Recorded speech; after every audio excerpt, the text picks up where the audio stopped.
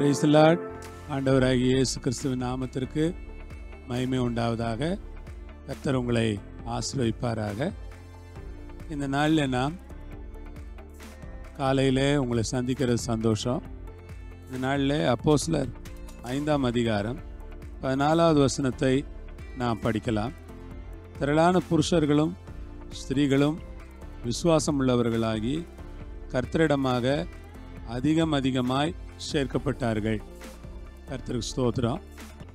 திரளான புருஷர்களும் ஸ்திரீகளும் விசுவாசம் உள்ளவர்களாகி கர்த்தரிடமாக அதிகமாய் சேர்க்கப்பட்டார்கள். ஆம், பிரியமான தேவனுடைய பிள்ளைகளே, அன்பான கர்த்தருடைய மக்களே, வேதம் என்ன சொல்லுகிறது? ஒரு அற்புதம் நடந்தது.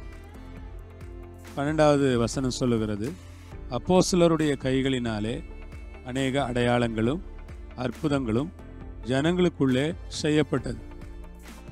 அப்போஸ்தலருடைய கரங்களாலே அநேக அற்புதங்கள் அடையாளங்கள் ஜனங்களுக்குள்ளே செய்யப்பட்டது.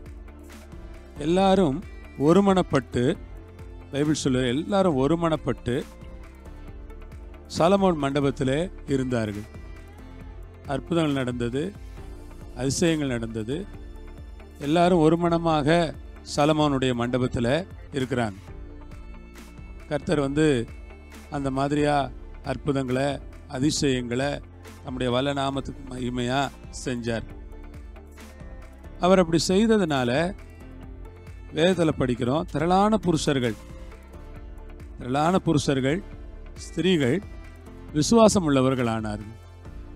ஆம், அருமையான விசுவாச மக்களே, திரளான புருஷர்களும் ஸ்திரீகளும் விசுவாசம் உள்ளவர்களாக மாறுகிறார்கள். ஆண்டவருடைய நாமத்திற்கு மகிமை கனம் உண்டாகட்டும். ஆண்டவர் எப்படி கிரியை செய்தார் பாருங்க. அற்புதங்கள் நிறைய செஞ்சார், அதிசயங்கள் நிறைய செஞ்சார். உடனே திரளான புருஷர் ஸ்திரீகள் கர்த்தரிடத்தில் விசுவாசம் உள்ளவங்களா மாறிட்டாங்க. கர்த்தருக்கு ஸ்தோத்திரம்.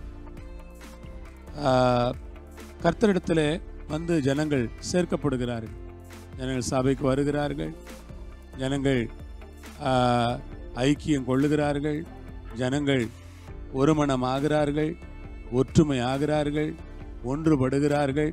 எல்லாம் எப்பொழுது நடந்தது, எப்படி நடந்தது என்றால், இவளெல்லாம் இயேசுவின் நாமத்திலே அற்புதமாக நடந்தது, அதிசயமாக நடந்தது. அது நடந்த சமயம் பாருங்கள், ஒரு அற்புதமான சமயம். அந்த சமயத்தில் அவளெல்லாம் நடந்ததாக வேதம் சொல்லுகிறது. திரளான புருஷர்கள், ஆமே, அது நடந்ததுனால வெறும் பெண்கள் என்று சொல்லலை, திரளான புருஷர்கள். வெறும் பெண்கள் மாத்திரமல்ல, சில நேரங்களில் பார்த்தோன்னா சில இடங்களில் பெண்கள் தான் நிறைய விசுவாசிகளாக இருப்பாங்க. ஆனால் இந்த இடத்துல என்ன படிக்கிறோம்?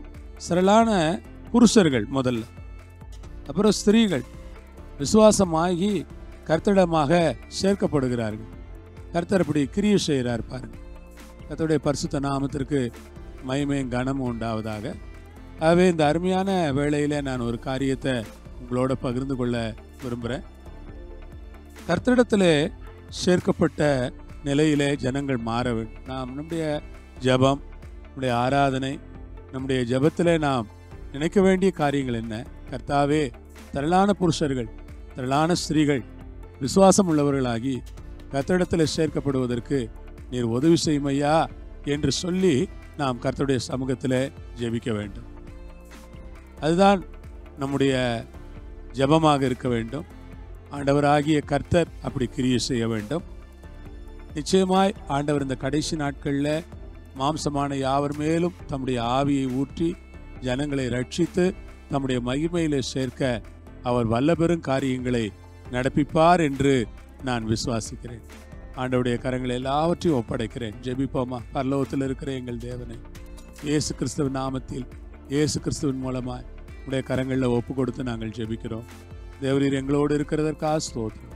தொடர்ந்து எங்களை பலப்படுத்தி சாட்சியாய் நிறுத்தி இந்த நாமத்தை மையப்படுத்திக் கொள்ளும். திரளான புருஷர்கள் ஸ்திரீகள் கர்த்தரிடத்தில் சேர்க்கப்படுகிற ஒரு கிரியையை நடப்பியும் இயேசுவின் நாமத்தில் பிதாவே, ஆமேன். கர்த்தர் உங்களை ஆசீர்வதிப்பாராக. ஆமேன்.